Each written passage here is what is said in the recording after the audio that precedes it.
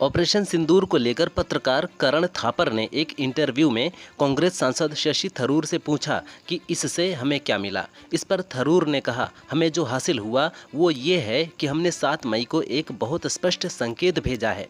हमारी कार्रवाई सोची समझी और सटीक थी। हमने संकेत दिया कि आतंकवाद को बर्दाश्त नहीं करेंगे।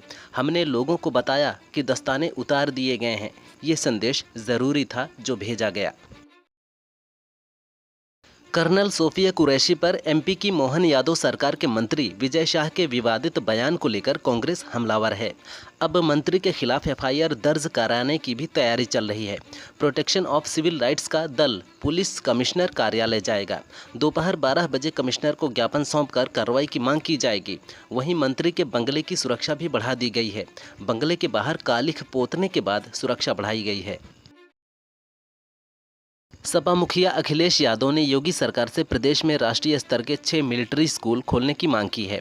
इसके लिए लखनऊ, सहारनपुर, कन्नौज, इटावा, वाराणसी और संत कबीर नगर शहरों के नाम सुझाए गए हैं। सपा चीफ ने लिखा है कि आशा है वर्तमान संवेदनशील सामरिक परिस्थितियों को देखते हुए सरकार इस पर गंभीरता से विचार करेगी और देश हित को देखते हुए यूपी में इन मिलिट्री स्कूलों की स्थापना की तत्काल घोषणा करेगी। कानपुर में एक महिला की हत्या मामले में नया मोड़ सामने आया है। पुलिस के अनुसार हत्या के शक में पहले महिला के पति को गिरफ्तार किया गया था, लेकिन उसका असली कातिल उसका प्रेमी निकला। इस मामले का खुलासा तब हुआ जिस दिन महिला की हत्या हुई उसका फ़ोन गायब था। लोकेशन 6 किलोमीटर दूर किसी अनुज नाम के शख्स के पास मिला। जब जांच हुआ तो अनुज के हाथ पर महिला का नाम गुदा हुआ मिला। प्रेमी ने भी हत्या की बात कबूल कर ली है। कानपुर में हेयर ट्रांसप्लांट और 2 इंजीनियरों की मौत ने कई सवाल खड़े कर दिए हैं। क्या हेयर ट्रांसप्लांट करने वाली डॉक्टर अनुष्का तिवारी फर्जी हैं? क्या हेयर ट्रांसप्लांट इतना रिस्की है? हालांकि इन सब सवालों के बीच पुलिस प्रशासन ने डॉक्टर अनुष्का तिवारी के एम्पायर क्लिनिक पर ताला लगा दिया है। खुद को डर्मेटोलॉजिस्ट बताने वाली डॉक्टर को नोटिस भेजकर जवाब मांगा गया है। डॉक्टर की डिग्री की भी जाँच की जाएगी। यूएस प्रेसिडेंट डोनाल्ड ट्रंप ने रियाद में सीरिया के राष्ट्रपति अहमद अल शरा उर्फ अबू मोहम्मद अल जुलानी से मुलाकात की। इस बीच डोनाल्ड ट्रंप ने सीरिया पर लगाए गए सभी बैन हटाने की बात कही है। उन्होंने पोस्ट के जरिए कहा, सीरिया से सभी प्रतिबंध हटाना अच्छा होगा। खास बात यह है कि अमेरिका ने जुलानी पर $1 मिलियन का इनाम रखा था, लेकिन जुलानी के प्रेसिडेंट बनने के बाद उन पर रखा इनाम हटा लिया गया है। कर्नल सोफिया कुरैशी पर विवादित बयान मामले में एमपी के मंत्री विजय शाह बुरे फंस गए हैं। जबलपुर हाईकोर्ट ने मंत्री विजय शाह के बयान पर संज्ञान लेते हुए डीजीपी को आदेश दिया है कि शाह पर 4 घंटे में एफआईआर दर्ज की जाए।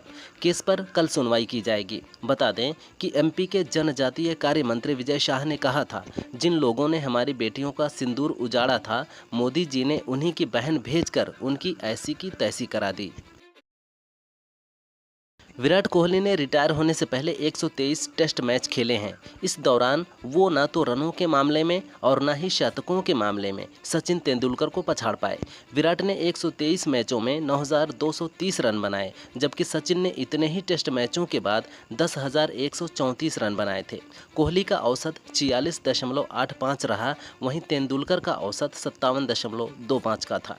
कोहली ने 123 मैच में 30 शतक लगाए। इतने ही मैच में सचिन का 34 शतक हो गया था।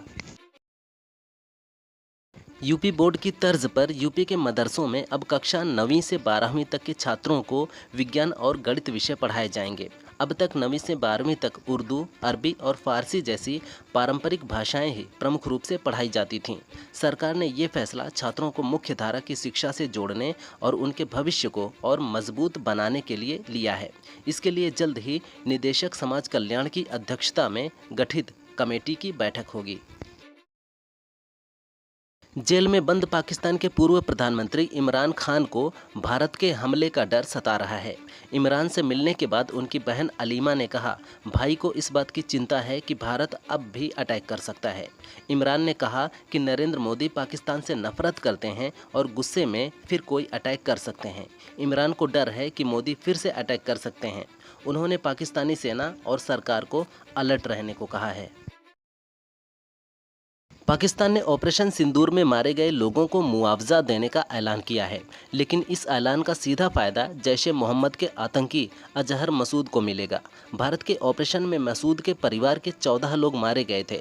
ऐसे में सरकार अजहर के परिवार के लोगों को 14 करोड़ रुपए देगी। इस तरह पाकिस्तान का आतंकियों के प्रति प्रेम फिर सामने आ गया है, क्योंकि ऑपरेशन सिंदूर के दौरान आम नागरिकों को निशाना नहीं बनाया गया। सुप्रीम कोर्ट के जस्टिस सूर्यकांत ने हाई कोर्ट के जजों की कार्यशैली पर नाराजगी जाहिर करते हुए कहा, अब समय आ गया है कि हाई कोर्ट के जजों का परफॉर्मेंस ऑडिट किया जाए। कुछ जज बहुत मेहनत कर रहे हैं और वर्कलोड से दबे हुए हैं, जबकि कुछ जज बेवजह ब्रेक पर ब्रेक ले रहे हैं। इससे उनके समय के इस्तेमाल को लेकर चिंताएं पैदा होती हैं। जस्टिस सूर्यकांत साल के अंत तक देश के 53वें CJI बनेंगे।